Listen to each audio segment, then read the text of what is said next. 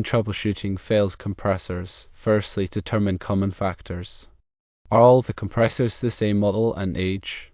Are they installed in similar operating conditions such as temperature and load?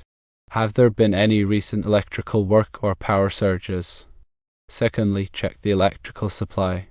Verify that the electrical supply is stable and within the recommended voltage range. Inspect wiring for loose connections or shorts. Consider installing a surge suppressor to protect against voltage spikes. Thirdly, examine the compressors. Inspect the compressors for physical damage, leaks, or corrosion. Check the windings for continuity and resistance. Measure the insulation resistance between the windings and the ground. Fourthly, analyze failure modes. A ground fault can indicate a short circuit between a winding and the ground. Burnt windings can result from overheating due to excessive load, electrical surges, or lubrication issues. If the compressor can run in either direction, this typically indicates a problem with the contactor or control circuit. Fifthly, other considerations. Check the refrigeration system for leaks, refrigerant charge, and proper operation. Inspect the capacitor for any signs of damage or failure. Review maintenance records for compliance and any previous issues. Here is some early advice. Prioritize safety by de-energizing all equipment and using proper lockout-tagout procedures. Document all observations, measurements, and suspected causes. Contact the compressor manufacturer or a qualified heating, ventilation, and air conditioning technician for further diagnostics and repairs. Consider replacing multiple failed compressors within a short period, as it may indicate a systemic issue. When dealing with ground faults, this often points to a short circuit within the compressor where a winding has made unintended contact with the grounded metal casing. Use a multimeter to measure the resistance between each of the compressor's terminals and the ground. A low resistance reading, close to 0 ohms, indicates a ground fault. Further inspection may reveal the physical location of the short, often indicated by burnt or melted insulation. Burnt windings are a sign of significant overheating. The insulation around the copper wires degrades and carbonizes, leading to short circuits within the winding itself. This can be verified by measuring the resistance of each winding. A healthy winding should have a low, but measurable resistance, while a burnt winding may have very high or infinite resistance, or even a short to another winding. The smell of burnt insulation is also a telltale sign. A compressor running in either direction indicates a potential issue with the reversing valve or the electrical controls. The reversing valve, if present, directs the flow of refrigerant for either heating or cooling. If this valve is stuck or malfunctioning, it can lead to inefficient operation or the compressor running backwards. Check the valve solenoid and electrical connections. Also, examine the control circuit, including the contactors and relays, to ensure they are functioning correctly and not causing the compressor to run in reverse. Regarding electrical supply, ensure the incoming voltage matches the compressor's specifications. Use a voltmeter to check the voltage at the compressor terminals while it is running. Low voltage can cause the compressor to draw excessive current, leading to overheating and potential failure. Also, check for voltage imbalance between phases, as this can also stress the compressor motor. When inspecting the windings for continuity, use a multimeter set to measure resistance. Disconnect the compressor from the power supply and measure the resistance between each pair of terminals. Compare these readings to the manufacturer's specifications. An open circuit or very high resistance indicates a broken winding, while a very low resistance indicates a short circuit. Measuring insulation resistance between the windings and the ground is crucial for identifying potential ground faults. Use a megometer, also known as a megger, to apply a high voltage between the windings and the compressor's metal casing.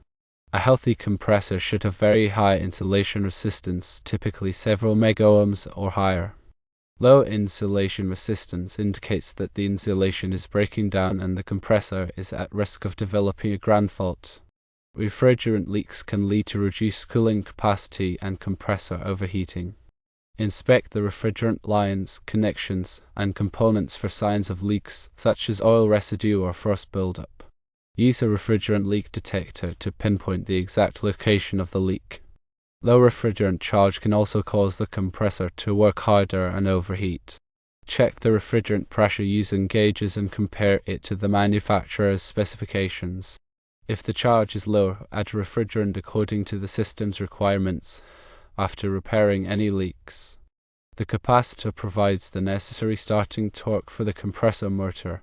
A faulty capacitor can prevent the compressor from starting or cause it to run inefficiently. Inspect the capacitor for physical damage, such as bulging or leaking.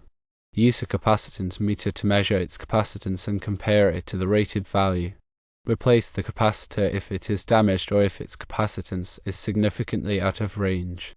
Maintenance records can provide valuable insights into the compressor's history and potential issues. Review the records to identify any previous problems, repairs, or maintenance performed on the compressor or the system.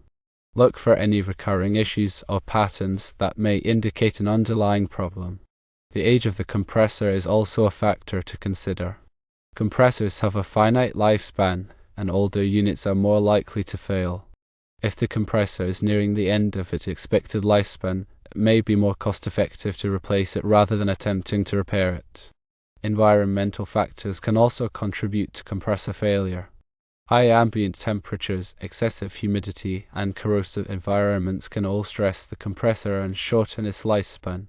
Ensure that the compressor is properly ventilated and protected from the elements. Proper lubrication is essential for compressor operation. Lack of lubrication can cause excessive wear and overheating, leading to failure. Check the oil level and condition regularly. If the oil is dirty or contaminated, change it according to the manufacturer's recommendations. Some compressors have oil sight glasses that allow you to visually inspect the oil level and condition. For systems with reversing valves, confirm the valve is switching properly. A malfunctioning reversing valve can cause the compressor to work harder, leading to overheating. Use a multimeter to test the reversing valve solenoid. It should measure within its specified resistance. If the solenoid is open, it needs to be replaced. Check the wiring to the reversing valve, looking for loose connections or damaged wires. The reversing valve may be stuck if voltage is present at the reversing valve solenoid but the valve does not actuate. If the reversing valve sticks frequently, a liquid line filter dryer may be beneficial. Check the compressor contactor. The compressor contactor is an electrical switch that turns the compressor on and off. Over time, the contacts can become worn or pitted, leading to poor electrical connections and overheating. Check the contactor for signs of wear or damage, and replace it if necessary. Use a multimeter to verify that the contactor is making good electrical contact when it is closed. A surge suppressor is a device that protects electrical equipment from voltage spikes. Voltage spikes can damage the compressor motor and other components. Install a surge suppressor on the electrical supply to the compressor to protect it from voltage spikes. The surge suppressor should be sized appropriately for the compressor's electrical requirements. Check the system's air filters. Dirty air filters can restrict airflow, causing the compressor to work harder and overheat. Check the air filters regularly and replace them when they are dirty. Clogged air filters are a common cause of compressor failure. Ensure that the system's condenser coils are clean. Dirty condenser coils can reduce the system's ability to reject heat, causing the compressor to overheat. Clean the condenser coils regularly with a coil cleaner. Use a fin comb to straighten any bent fins. Check the blow motor. The blower motor circulates air through the system. If the blower motor is not working properly, it can reduce airflow and cause the compressor to overheat. Check the blower motor's bearings and lubricate them if necessary. Replace the blower motor if it is worn or damaged. When checking the wiring to the compressor, look for loose connections, damaged wires, and corrosion. Loose connections can cause voltage drops and overheating. Damaged wires can short circuit and cause electrical problems. Corrosion can increase resistance and reduce current flow. Repair or replace any damaged wiring. When taking voltage measurements, use the digital voltmeter. Check the voltage of the compressor terminals while the compressor is running. The voltage should be within the manufacturer's specified range. Low voltage can cause the compressor to draw excessive current and overheat. When checking the refrigerant charge, use a set of refrigerant gauges. Connect the gauges to the system's service ports and measure the refrigerant pressure. Compare the pressure readings to the manufacturer's specifications. If the charge is low, add refrigerant according to the system's requirements after repairing any leaks. When inspecting the compressor for physical damage, look for cracks, dents, and leaks. Cracks can weaken the compressor and lead to failure. Dents can damage internal components. Leaks can reduce the system's cooling capacity and cause the compressor to overheat. Repair or replace any damaged components. Use a clamp meter to measure the compressor's current draw. The current draw should be within the manufacturer's specified range. Excessive current draw can indicate a problem with the compressor motor.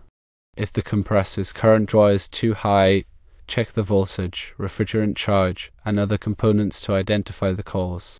When measuring winding resistance, disconnect the compressor from the power supply and use a multimeter to measure the resistance between each pair of terminals. The resistance reading should be within the manufacturer's specifications. An open circuit or very high resistance indicates a broken winding, while a very low resistance indicates a short circuit. Use a megometer, also known as a megger, to measure the insulation resistance between the windings and the ground. Apply a high voltage between the windings and the compressor's metal casing. A healthy compressor should have very high insulation resistance, typically several megohms or higher. Low insulation resistance indicates that the insulation is breaking down and the compressor is at risk of developing a ground fault. Before working on any electrical equipment, always de-energize the circuit and use proper lockout-tagout procedures. This will prevent accidental electrocution. Use a voltage tester to verify that the circuit is de-energized before touching any wires or components. Wear appropriate personal protective equipment, such as safety glasses and gloves. Be aware of the hazards of working with electricity and take precautions to avoid injury. If you are not comfortable working with electrical equipment, contact a qualified electrician or HVAC technician. Document all observations, measurements, and repairs. This will help you track the compressor's performance and identify any recurring issues. Keep a log of all maintenance performed on the compressor and the system. This will help you maintain the system in good working order and prevent future problems. Contact the compressor manufacturer or a qualified HVAC technician for further diagnostics and repairs. They have the expertise and equipment to diagnose and repair complex compressor problems. Do not attempt to repair a compressor if you are not qualified to do so. Improper repairs can damage the compressor and create a safety hazard. Replacing multiple failed compressors within a short period may indicate a systemic issue. Investigate the cause of the failures to prevent future problems. Check the electrical supply, refrigerant charge, and other components to identify any underlying issues. Consider consulting with a qualified HVAC technician to perform a comprehensive system evaluation. Check the oil pump. Some compressors have an oil pump that circulates oil to lubricate the bearings and other moving parts. If the oil pump is not working properly, it can lead to bearing failure and compressor damage. Check the oil pump's pressure and flow rate. Replace the oil pump if it is worn or damaged. Consider using a hot start kit. A hard start kit is a device that helps the compressor start more easily. It can reduce the stress on the compressor motor and extend its lifespan. Install a hard start kit if the compressor is having difficulty starting. Check the accumulator. The accumulator is a device that stores liquid refrigerant. If the accumulator is full of liquid, it can flood the compressor and cause damage. Check the accumulator's level and drain it if necessary. Check the crankcase heater. The crankcase heater is a device that warms the compressor's oil. It helps to prevent refrigerant from migrating to the compressor crankcase and diluting the oil. Check the crankcase heater's operation. Replace the crankcase heater if it is not working properly. When troubleshooting, start with the simplest and most obvious causes. Check the power supply, wiring, and other basic components before moving on to more complex issues. Use a systematic approach to troubleshooting.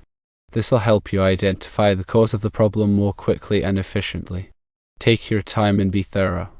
Do not rush through the troubleshooting process. Pay attention to detail and carefully examine all components. If you are unsure about something, consult with a qualified HVAC technician. Consider replacing the compressor with a more energy-efficient model. Energy-efficient compressors can save you money on your energy bills and reduce your carbon footprint. Look for compressors that are ENERGY STAR certified. Consider using a variable speed compressor. Variable speed compressors can adjust their speed to match the cooling demand. This can save you energy and improve comfort. Consider using a scroll compressor. Scroll compressors are more efficient and reliable than reciprocating compressors. Consider using a digital scroll compressor. Digital scroll compressors can modulate their capacity to match the cooling demand. This can save you even more energy and improve comfort. Consider using a two-stage compressor. Two-stage compressors have 2 levels of capacity. This can provide better comfort and efficiency than single-stage compressors. Consult with a qualified HVAC technician to determine the best type of compressor for your application. Remember safety first, energize all equipment, and follow proper lockout tagout procedures.